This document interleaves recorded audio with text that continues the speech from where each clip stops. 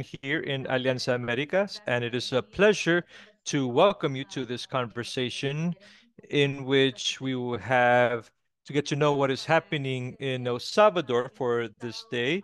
We've invited two experts regarding the situation in Ecuador. The first one, I'm going to read his profile. Let's welcome Daniel Noronha Torres. He's a director for the in Americas advocacy for Amnesty International.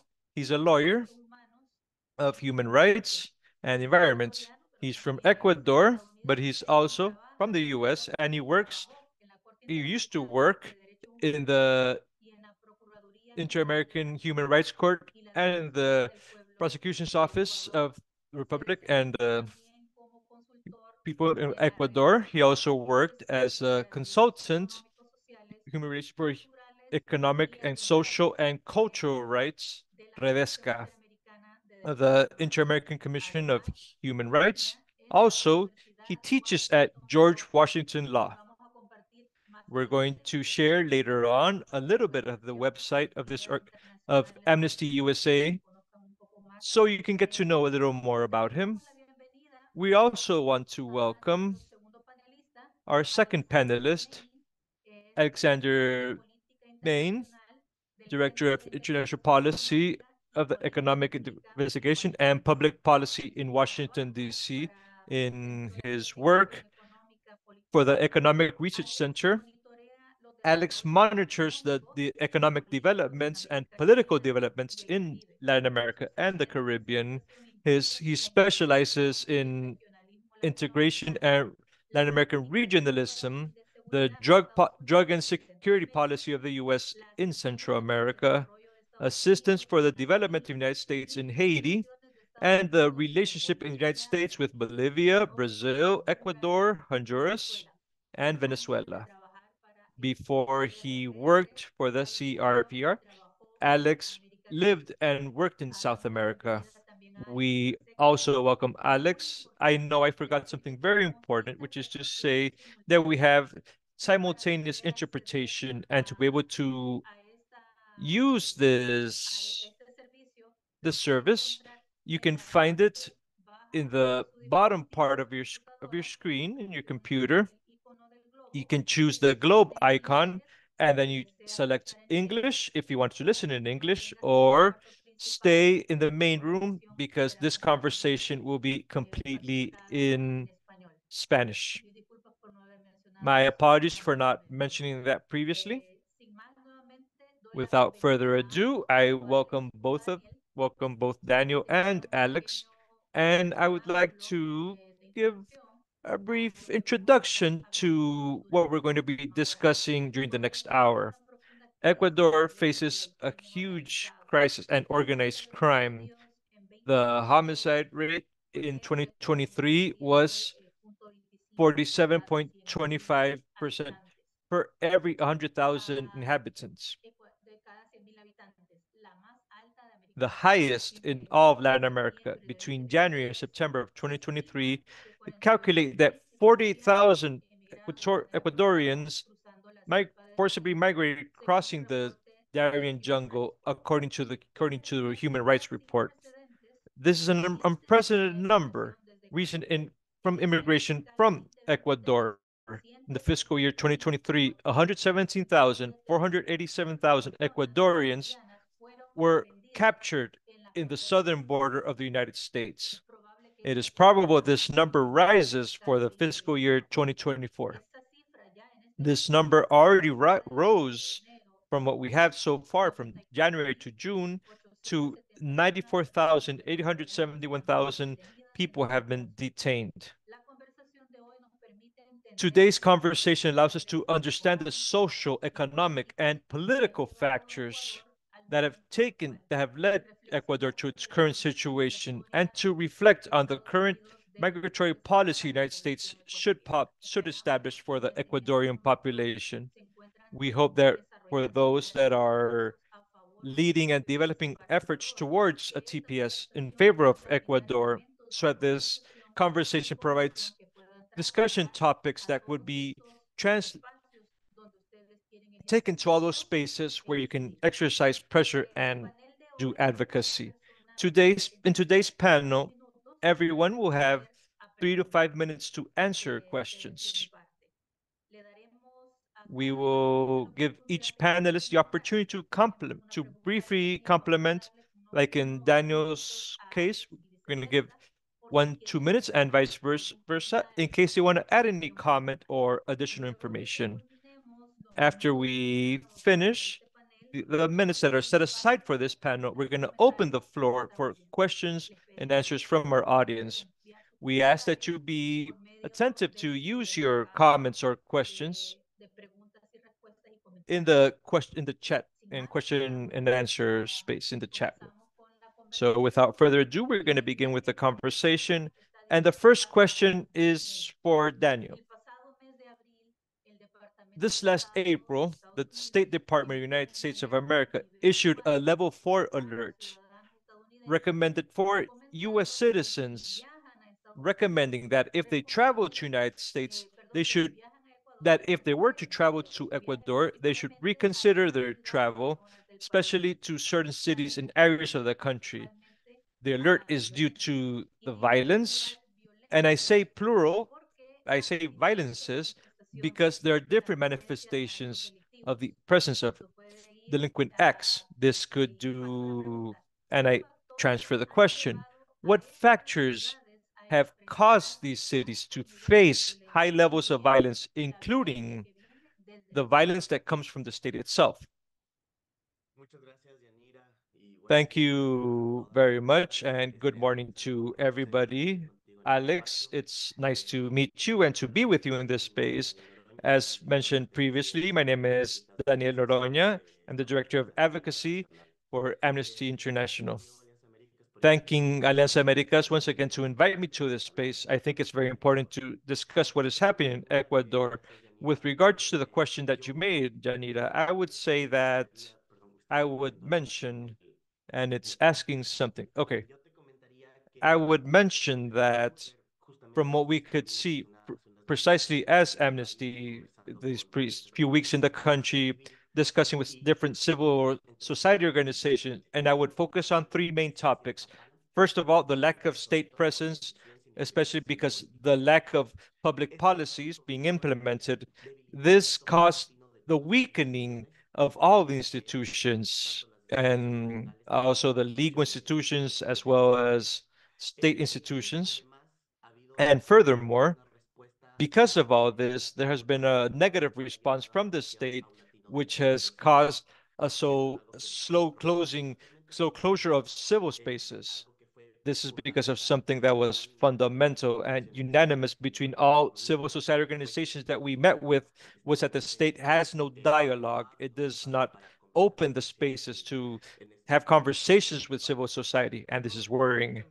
All of this is precisely what it leads to, is that the social fabric is broken in the sectors, especially in the most vulnerable sectors. And because of this, we don't see that presence from the state to precisely prevent violence.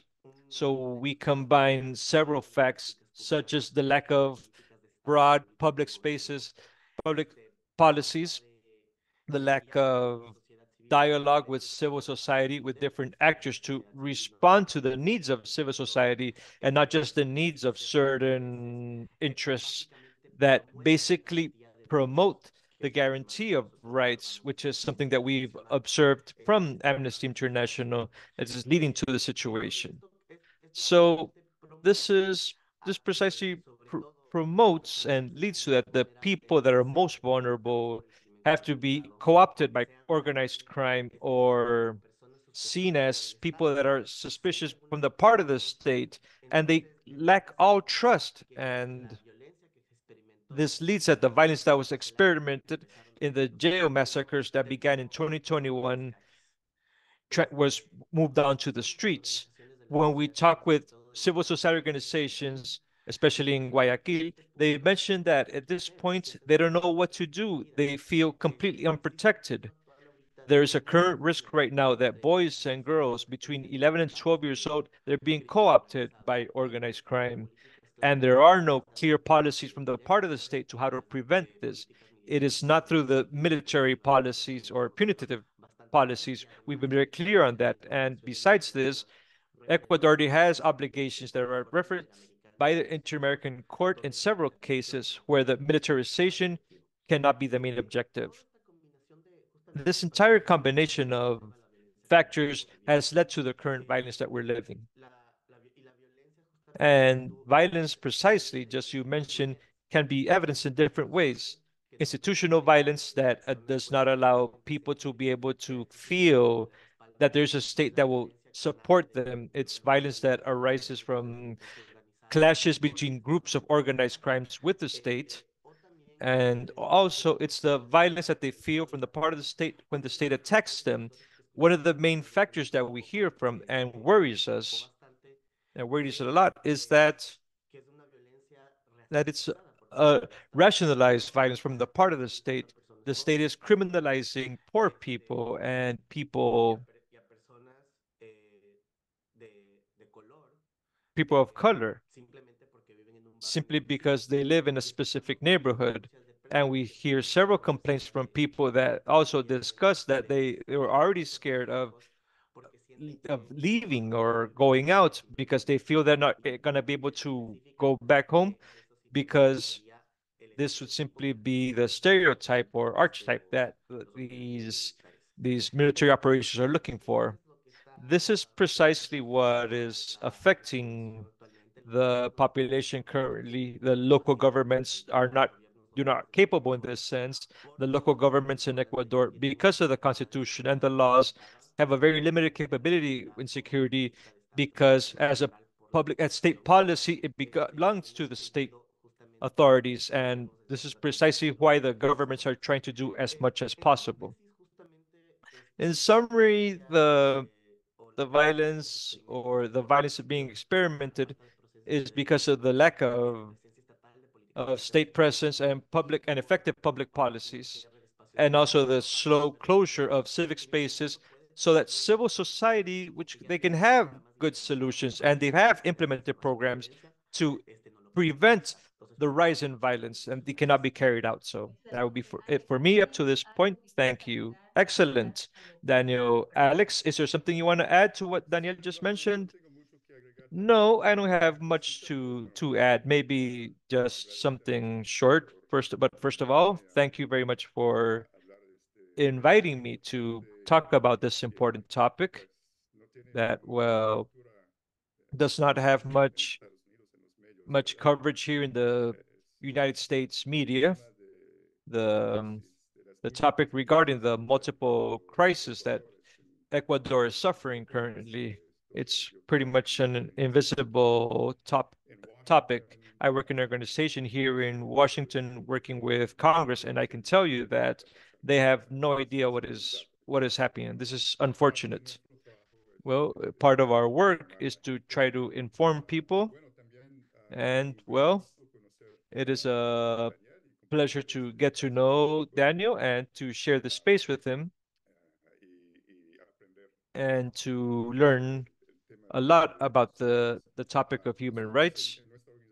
We in our organization, we are more focused on economic factors and in certain measure in political topics. So I'm going to I'm going to see it from this point of view. And something that I would add to everything that Daniel already mentioned is that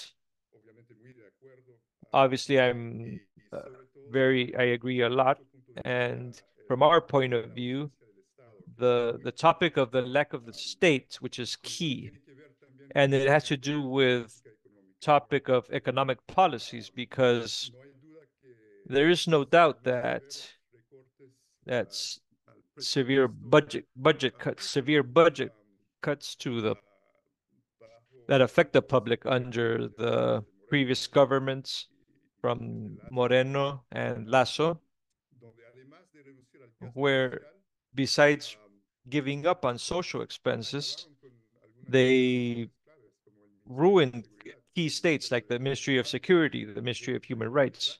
There was a severe budget cuts to budget they used for the jails. So that was another crisis that led to a huge crisis in jails. And they haven't had the necessary support from the part of the state. And all of this, of course, generates a gap that it's made the most of from organized crime. And this is due to the public policies from the government. There are several factors within this, which is this is an important factor, and that is something that I wanted to highlight. Thank you. Thank you, Alex, and welcome once again. I have a question from you, understanding that the organization that you work with specializes in economy topics and social topics, violence and poverty, according to the people that are constantly forced to leave Ecuador, are the main motives that make them run from Ecuador and flee Ecuador? What is the main factors that the families in Ecuador when it comes to social inequality and economic inequality? Yes, it's a very important question. The main point is that the social and citizen inequality in Ecuador and in all parts, honestly, are strongly linked. And in Ecuador, we've seen a rise in poverty, and an important rise in poverty, a rise in inequality in the last years. And these are factors that affect the citizens. So what I wanted to share, if possible, some slides very briefly. Can I? Let me know if I can do so. Let's see. Let's ask Yancy, who is helping us. If not, if you can't, it's no worries. I just wanted to better illustrate.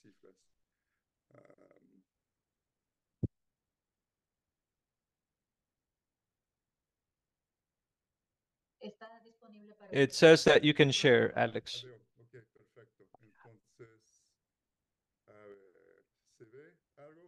Can you see my screen? Not yet. We cannot see your screen yet.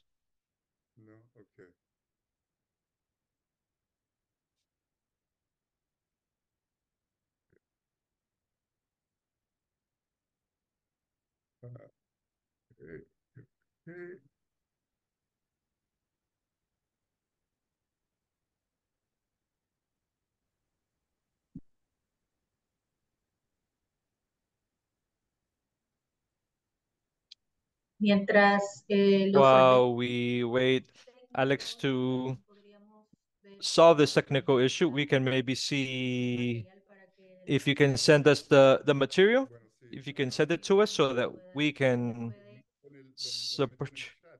Oh, should I place the presentation in the chat or how should I do this?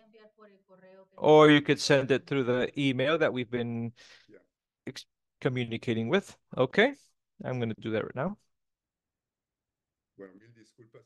My apologies. I thought it was something easy to do so, and apparently it's not. No issue. Maybe while we solve this technical issue, we can move on to the next question, and we will go back to you, Alex, to, to keep our timeline. Next question, while our communications colleagues do the technical. Daniel, according to data from February 2022 of the National Statistics and Census Institute, INEC, the current population of Ecuador is 18,232,933. In the country, there are 14 indigenous nationalities, which are in total are a little over a million people. This is 68.20% that inhabit in the mountainous part of the Ecuador, followed by the Amazon, which is 24.06%, and only 7.56 in the coastal areas. In the Central Sierra, the indigenous populations are opposed to the mining project La Plata, led by the Canadian company Adeco Mining. What have been the impacts of the mining industry and the petroleum extraction amongst the indigenous populations? We would like to understand who really benefits from this millenary millionaire industry in Ecuador and what factors are contributing that Ecuador has become highly vulnerable to climate change from the Sierra to the coastal area. Thank you very much, Janita. And that is a question that we've asked ourselves in Ecuador. Why, since it's such a highly productive company in petroleum, we've had so little development, of course, when we had exploitation from the commodities in the Correa government. There was great access to sources and a social expense and investment, which was highly, and there were several questions regarding the implementation of these programs, especially if we see it from the trying to guarantee the social rights and the obligation of providing these services without discrimination and any type of in equal conditions. It was a pending task as well as protecting the defenders of these rights. Well, the impact on the several indigenous communities has been more negative than positive. One of the processes that occurred back then is that all the reddits or the surplus of the petroleum sales, they fell in the communities that where the projects were taking place. Has not been solved. There's been nothing more than anecdotal evidence regarding the carrying out these programs. But what does exist most of all is evidence how this exploitation affects how it affects the communities. And like Amnesty International in their report in the periodic review in Ecuador in the human rights of the United Nations mentioned the spilling of petroleum in April 2020 in the Coca and Inapo rivers, that the dimension of this leakage was so big it affected over 120,000 people, of which 27,000 were indigenous people belonging to 105 communities. All these people presented several signs of being affected by the petroleum, lesions on their skins, health affections. We saw jurisdictional which were denied. So there is some of a doubt how this judicial system is working in order to precisely protect the rights, especially the rights of health.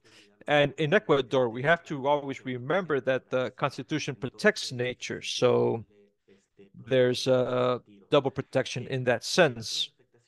What other affectations have we seen? I think the International Inter-American Court has done a lot with publishing the sentence of Peroya versus Peru, where we saw in detail what are the judicial consequences or the how the mining industries affects the health of people here in Ecuador. We have one of the biggest establishment of mining extraction in the edges of the Napo River. And this is what I mentioned at the beginning, which is the lack of state presence, which was the Mining Control Commission was dismantled, which was precisely the institute in charge of protecting and regulation of the mining law, which is the law that regulates the entire sector. And since we don't have that administrative support, there's very little that the prosecution can do, uh, any type of judicial law, and especially civil society.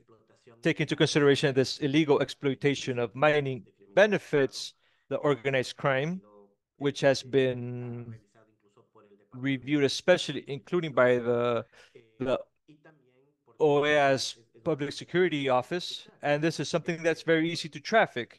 The gold, that it's something very easy, as well as the traffic of wildlife. And this is what it allows. And another topic that is worrying is that, especially in the context of mining extraction and the Central Sierra and the Northern Sierra, there are community conflicts that are resolved through violence. Precisely right now, Amnesty International is seeing a process of the cases of burned wood, of palo quemado and naves, which are two cases where people, villagers of a certain community, are opposed to an extraction project through legitimate means. They don't want the the consult to take place, and it's doing through a decree that is already declared unconstitutional. They want to impose a consult. This cannot be done. It does not meet international standards of the 109 treaty and according to the CASU agreement and the wide range of international standards that exist in the inter-American system. So it's important to review these stages. So what has happened?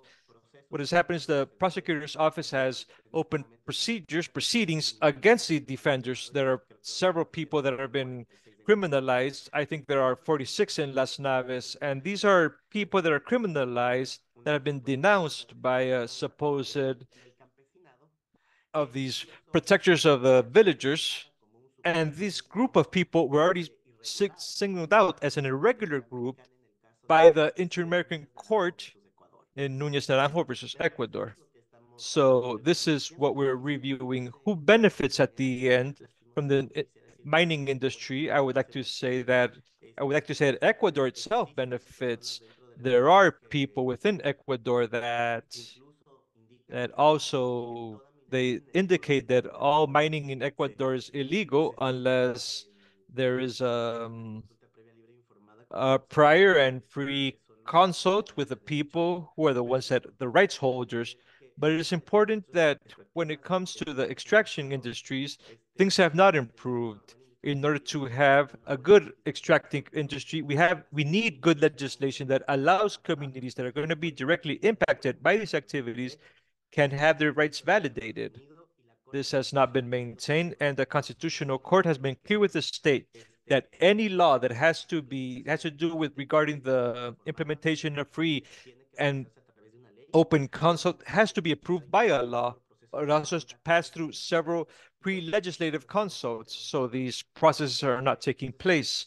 So all of this is contributing to the environmental degradation in the country rises, and this is precisely what causes Ecuador to become a vulnerable country because of the impacts of climate change and especially because of the lack of the institutional defense in this sense. I think that Ecuador can be in a better position because of its geography, because of its sociology. But for example, in the coastal area, how the manglers are being felled indiscriminately. And right now there's a case, Salanco versus Ecuador, which is going to address this topic about a coastal community. So all these factors are contributing so that Ecuador is continues being very vulnerable in the face of climate change. Excellent. Thank you, Daniel. Briefly, before I give space to Alex, I can briefly mention some of the what these mining companies extract, especially what type of product are they extracting?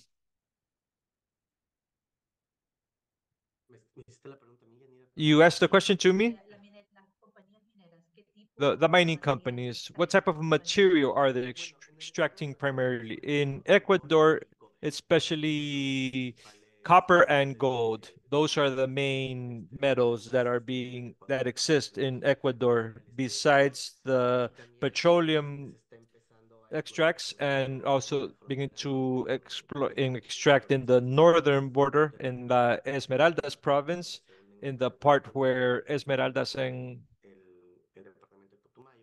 and the Putumayo department are joined. There's the black sand from the beaches, which enriches many minerals. And these are the main metallic minerals that are being extracted from in Ecuador.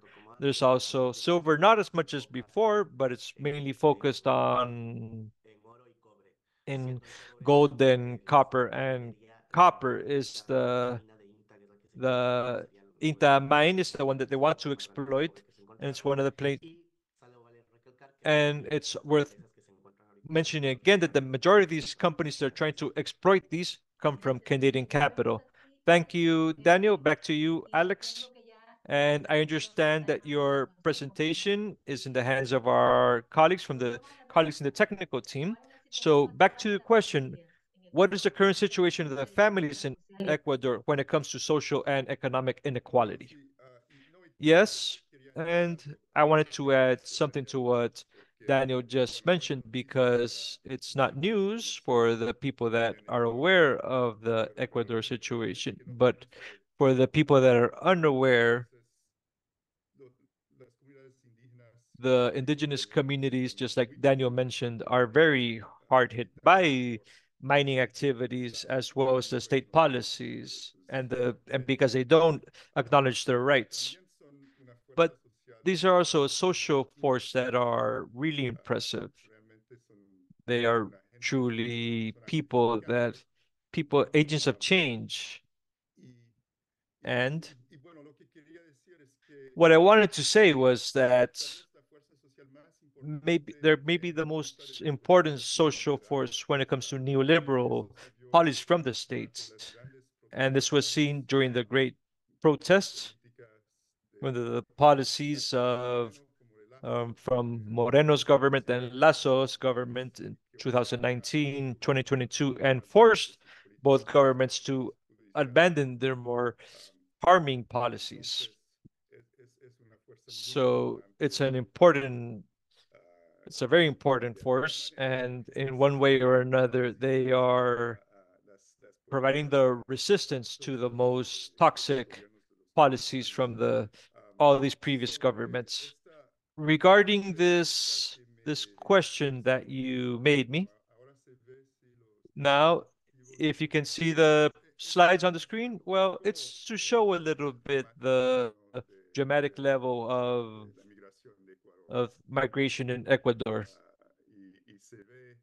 And as you can see, there was an important level in 2017, 2018, 2019. Suddenly, well, there was a decrease during COVID where pretty much nobody could move around, move or migrate, but suddenly there was a dramatic increase where over 80,000 people in 2021, over 110,000 people in 2022, and now over 120,000 people in 2023.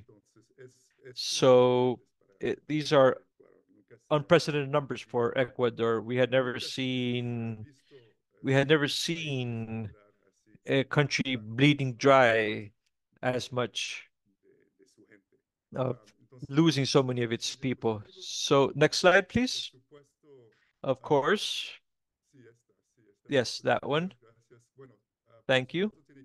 Of course, it has a lot to do with high levels of violence. And here we can see that the years from 2007, 2008, Ecuador had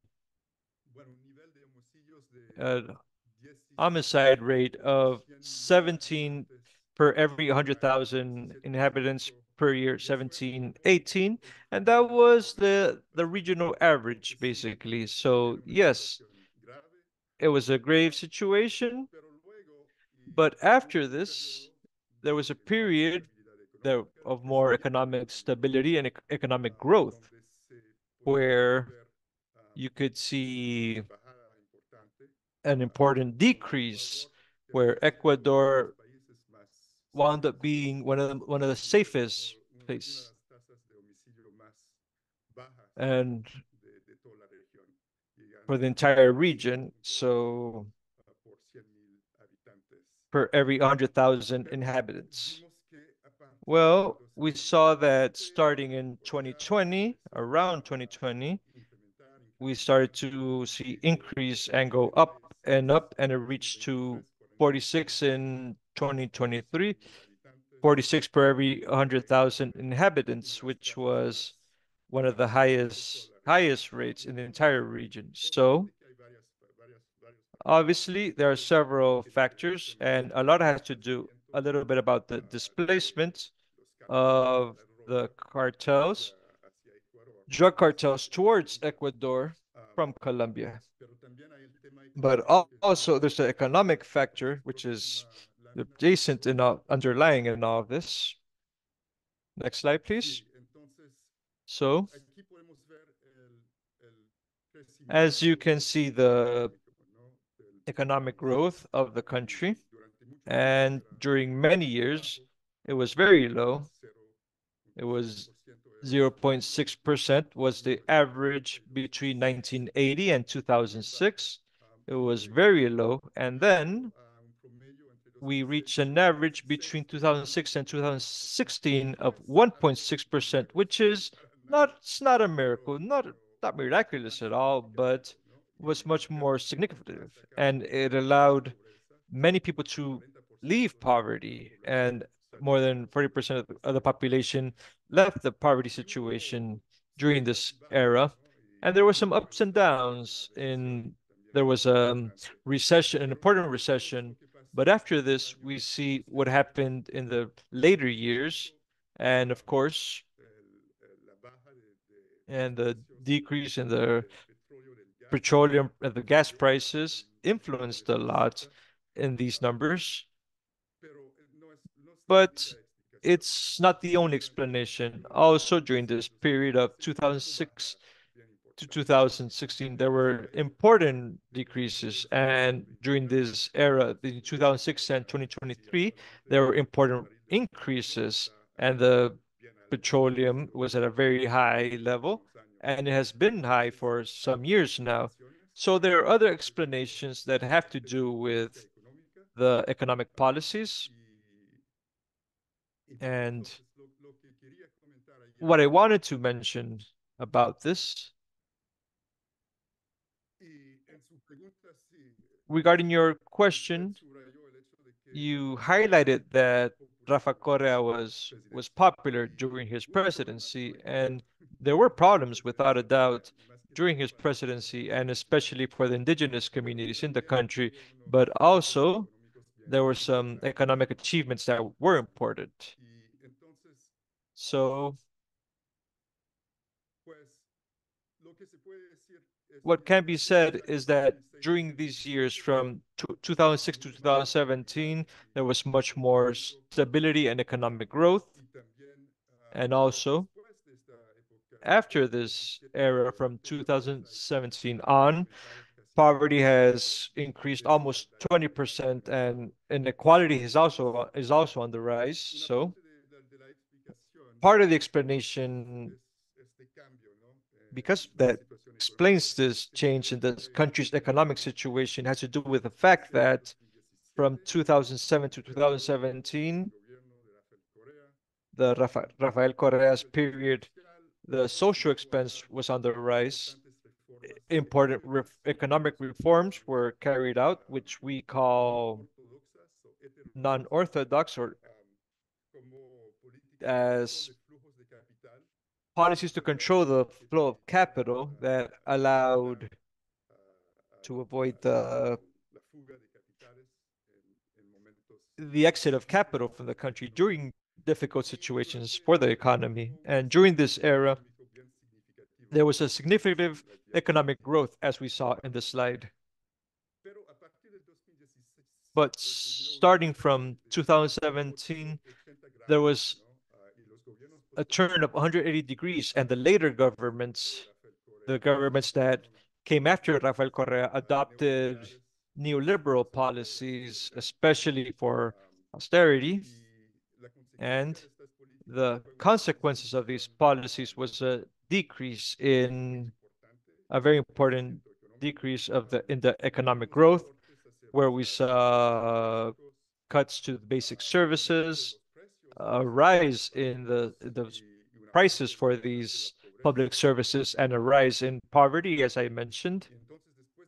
So after in the following years, after seeing years of important economic growth, there was a great economic precarity especially in several sectors.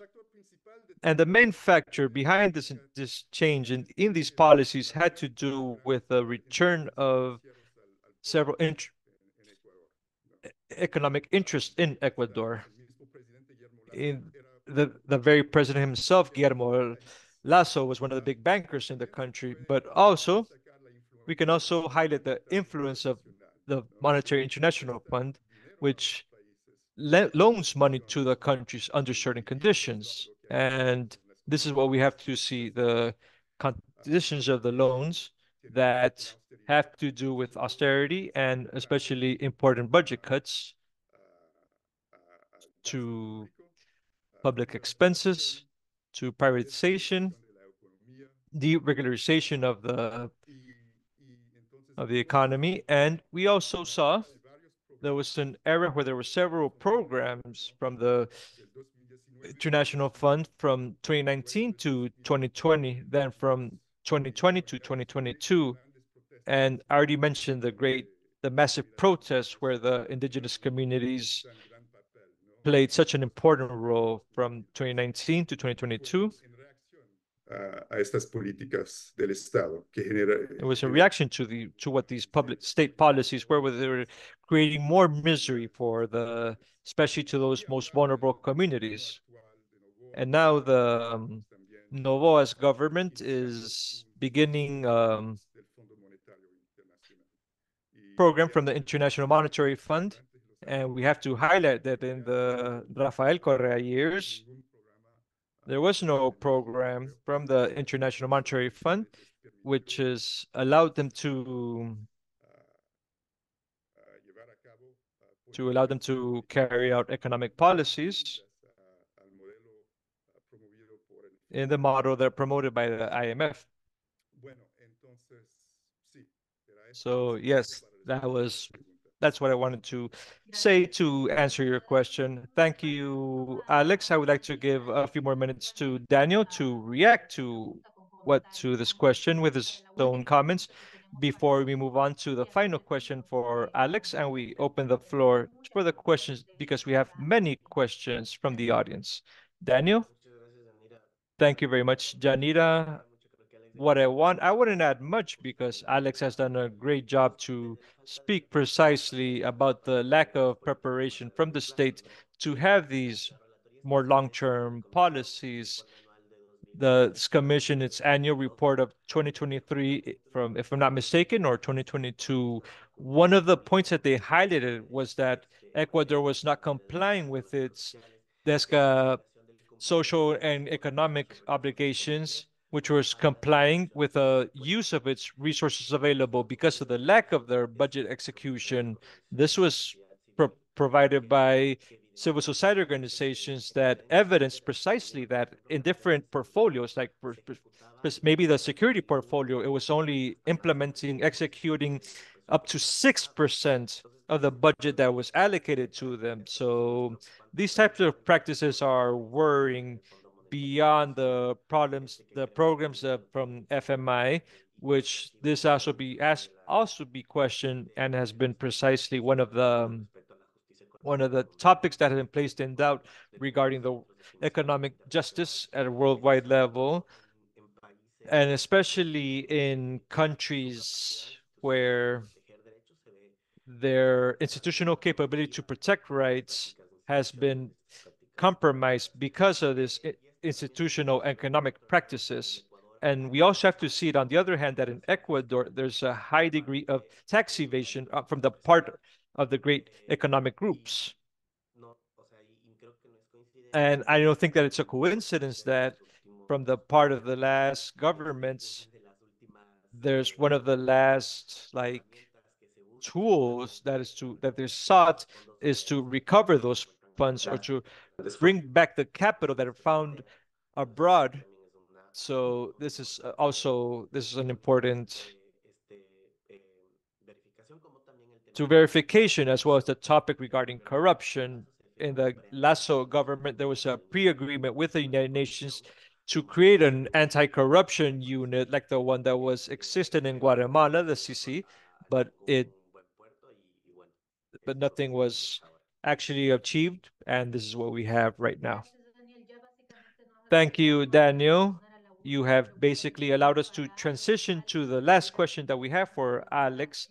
Alex, if you can answer this question in between 3 to 4 minutes, so in order to provide a space for questions from our audience. the history of policies in Ecuador has been characterized by the fact that the majority of the presidents have been able to finalize their terms. Then Rafael Correa achieved high degrees of popularity and he was sentenced because of his supposed crimes of corruption and now lives in exile. In the last years, we've seen the challenges from the later governments, those that have been opposed the Correa movement, Daniel Noboa, a young president, went to the state of exception and he supposed referendum to abolish or try to remove any barrier that would prevent him from staying in power in order to have greater faculties and to govern in a better way in the face of the threats of organized crime. My question for you is, how are these political strengths aligning in the face of the situation in Ecuador? What impact and the concentration of power in the executive? First, in just a few minutes. Yes, of course. Thank you. It's not a simple question, but I will do my best. Well, as you highlighted, Janira Correa was very popular during his presidency, but he also had powerful enemies and the financial power, like the great bankers were very opposed to his economic policies, such as, for example, the currency exchange controls, and also the United States government that was opposed to socialism and their rejection to the United States agenda in the region. And the later governments, which you're talking about, Lenin Moreno and Guillermo Lasso, were aligned with the bankers. And because, as I mentioned, Lasso is a banker, and he placed a great part of his capital abroad in order to evade and to avoid paying taxes, which is something that Daniel mentioned right now. And well, these two governments applied neoliberal policies and they used US policies, especially when it comes to terms of security. And they tried to using wherever they could, try to use the state institutions against Rafael Correa and his followers. It's worth mentioning that in the Moreno and Lasso cases, Moreno finished his mandate with less than 5% support. And now he's exiled in Paraguay. Lasso only lasted 2.5 years in presidency, and he was very unpopular and facing accusations of corruption and links with drug traffickers. And now, in the case of Novoa, he's the son of the richest businessman in Ecuador. But he has little political experience. It's probably a blank canvas. Nobody knew what was going to happen with Novoa. But what we have seen with different policies, unfortunately. First of all, answering to the rise of crimes with these gangs, he responded there was an internal conflict in order to justify sending the military forces out to the streets. And in this public policy, he has the full support for the United States. And it's worth mentioning that in April, precisely 2 months ago, many things happened that will have a great impact in Ecuador. First of all, the new program from the IMF, it's going to last 4 years. And then a referendum, a series of questions for the electoral community, especially most of all to give Noah good area to maneuver in order to apply and judicial measures with little respect for human rights.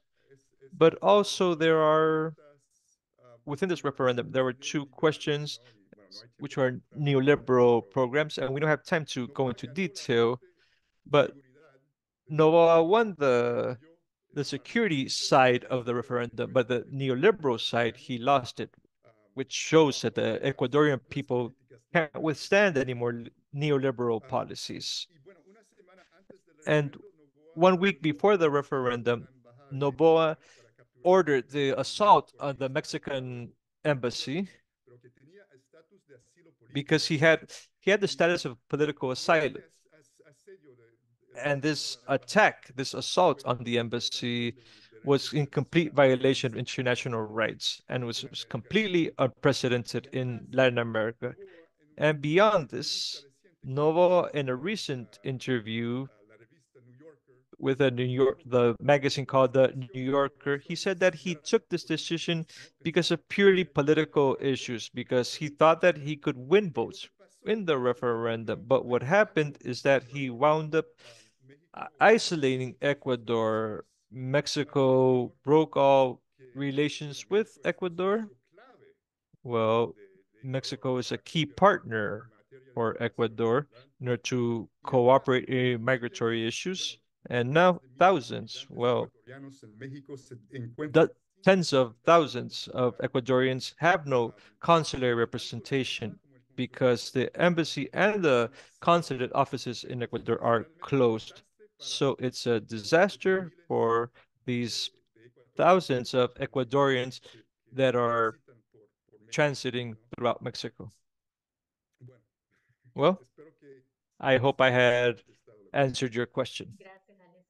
Thank you, Alex. And I gave you a little time to talk about such a complex issue, but we want to open the space for the questions from the audience, which are very active, our question and answer option. And the first one, and feel free to whoever wants to begin. Remember that the other person has time to add their comment. The first one, 60% of the members of the criminal groups are not of legal age. According to a recent study, every boy or adolescent that is recruited receives a salary between $2,000 and $4,000, along with housing and food. In contrast, the minimum salary in Ecuador is $460 a month.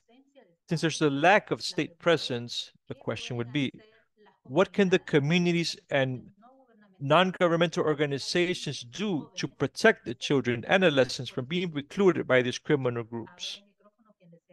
So whoever wants to answer, go ahead. If you allow, I'll be very brief. I think the organizations are already doing their work. In our visit, we were with organizations from the most popular neighborhoods in Guayaquil, talking about Flor de Bastión, Cristo de Consuelo, Bastión Popular, the northeastern areas in Guayaquil. These are the red areas where the majority of the maps of organized crime are located in. The organizations are already doing their work. They are doing what is possible, but the issue is that if the state is not present, no matter how many efforts the organizations carry out, the fact that the organized crime groups can now gather all these people and recruit these people, it's going to be much easier for them. The organizations are carrying out workshops, they are working with the families, they are looking for different ways to also include different type of currencies so that they aren't tempted by this money, that it's a way to exchange, including if they are on the sea, because in Guayaquil they have to work on by fishing for shrimp in the places where it is able to do so, but they're also victims of crimes because of the pirates in the Guayaquil Gulf. They are doing things, but regardless of how much they do, if there is no security policy from the part of the state and a policy of social recovery from the part of the state, it'll be very difficult for the civil society organizations to be able to respond in an effective manner in the face of this phenomenon. Also, even with all this response that might occur, but the issue is that there are also in some cases there's stigmatization from the cooperating agencies towards the people that work in these sectors. So it's a bit worrying that they maintain this line when in fact the majority of organizations are doing as much as possible to precisely prevent that this takes place, and especially working with children. It's working with children that are who can prevent being co-opted by these criminal groups, and also to avoid internal displacement from areas that already have lots of conflict within the country. Thank you, Daniel. Well, I agree completely with Daniel, the lack of presence from the state. And what we see, which is something that has happened in Mexico and El Salvador and other places, are these gangs that are replacing the state. They are, well, besides offering salaries, they are offering services to the communities. But of course, always knowing that there's a permanent threat of violence. Well, besides beyond the absence from the state, they're carrying out very toxic policies when it comes to security. And I think it's a fact that we have to highlight that in January, it was said, Novoa said it clearly. There's an internal conflict. He's declaring war. He's declaring war against gangs that are everywhere. They're within the communities, sending the military out. What we're seeing is what we've seen in other countries where this has happened, where whether it's in El Salvador, Honduras, but the communities, entire communities are being criminalized, especially young people of color,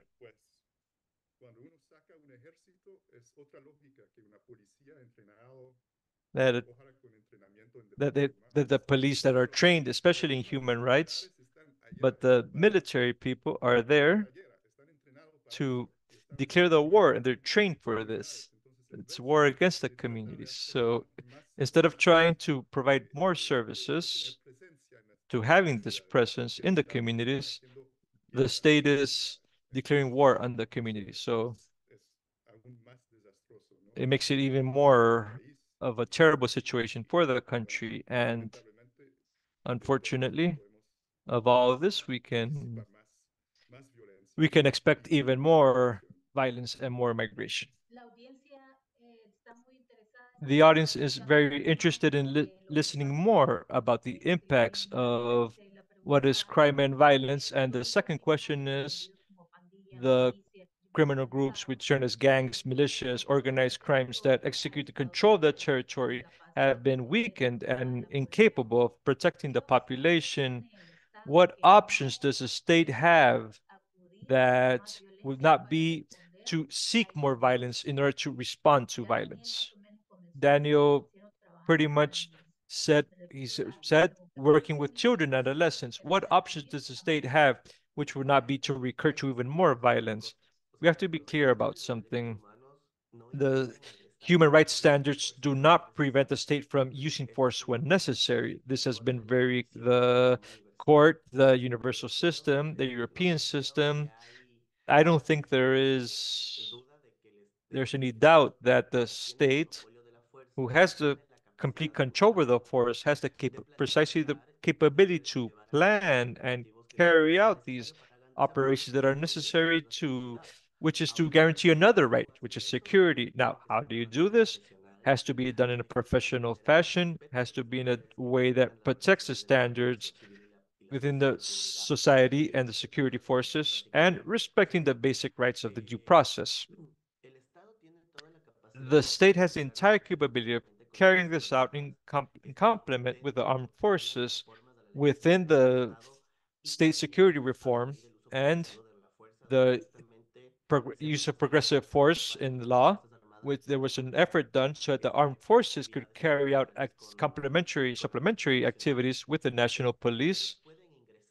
They can enter and carry out the operations that they want. But, for example, everything to do with detention, chain of custody, carrying out information and reports, this is done by the civil command, especially the police, because the armed forces are not trained in this as for these types of activities. And in Ecuador, because of a case of these characteristics, was always previously sentenced by the Inter-American Court. So there are precedents regarding this. And one of the options to prevent violence is that the state has presence in the sectors that are most vulnerable. They have to be present with effective policies in education, in health, and effective policies in social development. You cannot generate a public policy with just one perspective. In this sense, human rights serve a lot to generate public policies because human rights, if we see them from an indivisible and interdependent perspective, intersectional perspective, it precisely allows to generate public policies that cover the entire spectrum of the population. So we cannot guarantee, like Pascal, which is the right to health, without thinking about topics related to transparency or governance or to access to justice, as well as basic things as basic as the right to life. Though these things have to be very interrelated. The state has to exercise its role as a state, as a guarantor of rights. So under this logic, implement their actions and their policies, but the militarization and violence has to be, if not the last recourse, it should never even be considered. So we have to begin there. It's not an answer, and honestly, if you're fighting fire with fire, you're all gonna get burned. So it has to be you have to be more strategic. You have to hire and find the people that know about these topics. But unfortunately, what we have seen from the state, especially in the last two administrations, is something that we saw from the visit that we had, especially with people from international cooperation, is that in Ecuador, there's strong institutional weakness. The people that are carrying out these roles, these important roles within the state, they're not aware of the topic, or they've never worked in the public sector. This is worrying for a good generation of public policies. It's difficult to tend to the situation. Before we give the word to Alex, thank the audience because we've gone a bit few minutes over the hour, and after you, we're going to finalize this session. Okay, so I'm just be very brief because Danielle has said it perfectly well. I just wanted to add that the state has done the complete opposite of what they should do in the last years. The budget cuts to social expenses represented have led to schools in most vulnerable communities being closed, the lack of health services. And this is a tragedy, it has been a tragedy for Ecuador during the pandemic. There were great budget cuts were done to the expenses in the health sector precisely before the pandemic. Medical personnel was fired and let go, so they were not at all prepared. And this is why we saw in Ecuador one of the highest mortality rates in the entire region during the pandemic, if not the highest in the entire region, but maybe the highest. And I think this illustrates what happens when the state forgets to of its obligations, and it is an obligation according to the Ecuador constitution to tend to the economic and social and economic. And instead of this, to they have abandoned the most vulnerable communities. So once again, this has left a great gap in when it comes to for that organized crime, and the gangs have gone and filling that gap. Regarding this last topic, we would also ask Alex and Danielle if you can later on share some resources via email to provide follow-up to our audience, which are asking to see how can they show, because there are people that represent in a legal way Ecuadorian migrants that are seeking asylum, so they need access to reports, credible sources that they can be used while representing these asylum requests. So we will also thank you that you later send us. How can we show that the state does not have the capability to guarantee protection for these people? And we're going to finalize the conversation by asking Daniel and Alex to briefly, in a few sentences, to tell us what are the main ideas with which that you want to leave for our audience today. Very briefly, please. Thank you very much, Janita and Alex. And it's just that the people that want to do this, I can share my email, which is Amnesty International USA, and we have co-groups and country specialists that can serve as experts during asylum requests. So we are available for all types of coordination in case it's necessary. What should we take away from this conversation? To not look away from Ecuador. It's going through a grave situation. The social fabric is broken. There are no long-lasting solutions for a short term, especially for when it comes to public policy. There's the state is very weak and it doesn't want to have its presence. And this is we're especially seeing this in the situation with the jails. This is something that I forgot to mention, but I think it's very important to say that Amnesty International just presented its report to the regarding against torture from the United Nations, which we're talking that the state's prosecution office has over 30 complaints from of torture on the part of the armed forces in detention centers. So what we are seeing with worried eyes is that people that are being detained, they're saying that they would rather that the organized crime groups have control of these detention centers instead of the military personnel, because the military personnel are possibly committing acts of torture, which is we're in the process of communicating to the United States authorities to begin the due processes, since right now the United States and Ecuador have cooperation of $200 million when it comes to security. So this is something important to review. And I thank you very much. And once again, thank you for the invitation. Alex, three main ideas that you want to leave the audience with regarding today's conversation. Alex is on mute.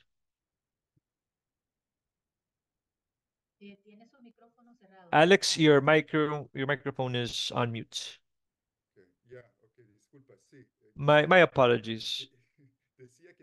I was saying that I don't think I could be it would be less than 3 points. I just want to emphasize one thing which is very important, and we are in Washington, so a large part of our studies have to do with US policy towards Ecuador and other countries in the region.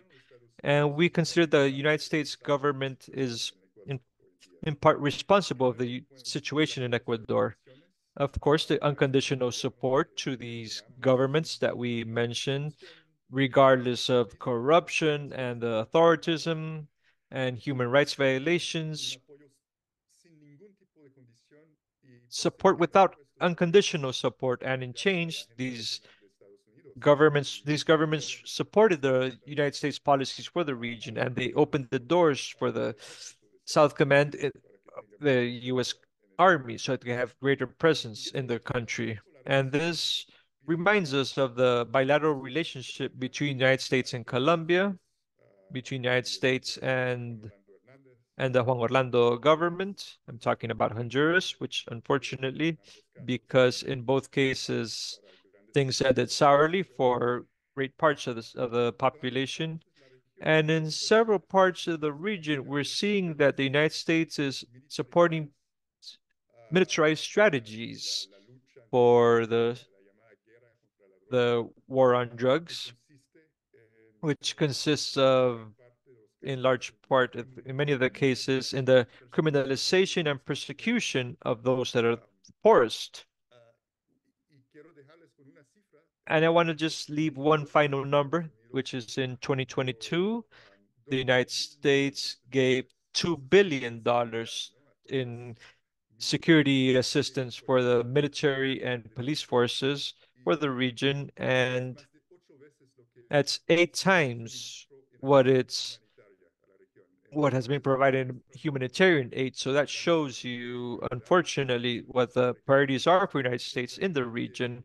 And so we also have to create pressure on the government of the United States so that they can at least incorporate a little bit of the topic of human rights, everything that has to do with that Daniel already mentioned, and also that stop supporting the security forces that are committing huge acts of human rights violations.